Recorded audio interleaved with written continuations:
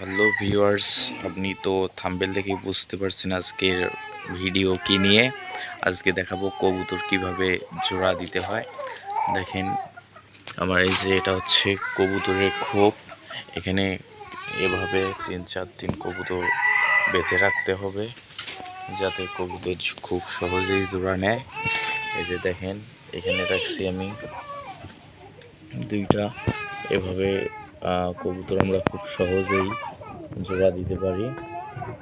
এই যে এখানে হচ্ছে খোপ, এই যে কবুতরের খোপের মধ্যে বাসার মধ্যে আমি লাগিয়ে দিয়েছি। এভাবে 2-3 দিন রাখবো যাতে কবুতর আমার খুব সহজেই জোড়া নেয়।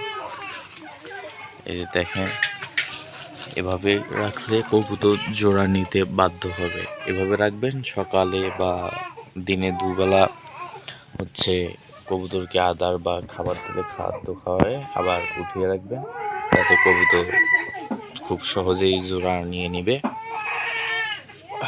কবুতরকে অবশ্যই নামাতে হবে, দিনে 2 বার খাবার দিতে হবে, তাছাড়া আপনার কবুতরের স্বাস্থ্য ভালো হবে না। তো আশা করছি বুঝতে পারছেন। যদি কোনো কিছু জানার থাকে আমাকে কমেন্টের মাধ্যমে জানিয়ে দেবেন। আসসালামু আলাইকুম। হ্যালো ভিউয়ার্স, আপনি তো থাম্বনেল দেখেই বুঝতে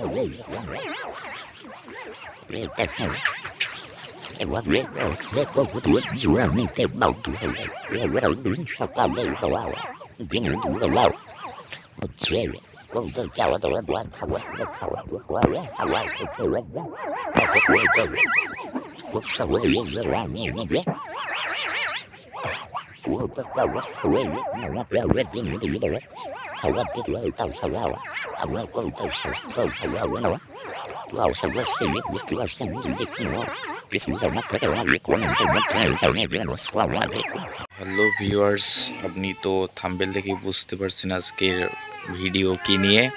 আজকে দেখাবো কবুতর কিভাবে জোড়া দিতে হয়। দেখেন আমার এই যে এটা হচ্ছে কবুতরের খোপ।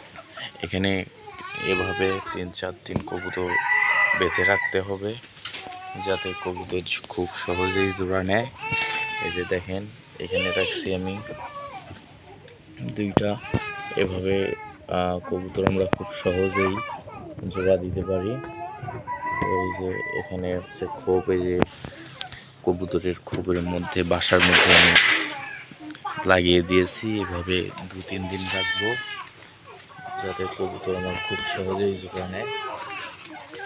এই যে দেখেন এভাবে রাখলে কবুতর জোড়া নিতে বাধ্য হবে। এভাবে রাখবেন, সকালে বা দিনে 2 বেলা হচ্ছে কবুতরকে আদার বা খাবার থেকে খাদ্য খাওয়ায় আবার উঠিয়ে রাখবেন যাতে কবুতর খুব সহজেই জোড়া নিয়ে নিবে। কবুতরকে অবশ্যই নামাতে হবে, দিনে 2 বার খাবার দিতে হবে, তাছাড়া আপনার কবুতরের স্বাস্থ্য ভালো হবে না। তো আশা করছি বুঝতে পারছেন। যদি কোনো কিছু জানার থাকে আমাকে কমেন্টের মাধ্যমে জানিয়ে দেবেন। আসসালামু আলাইকুম।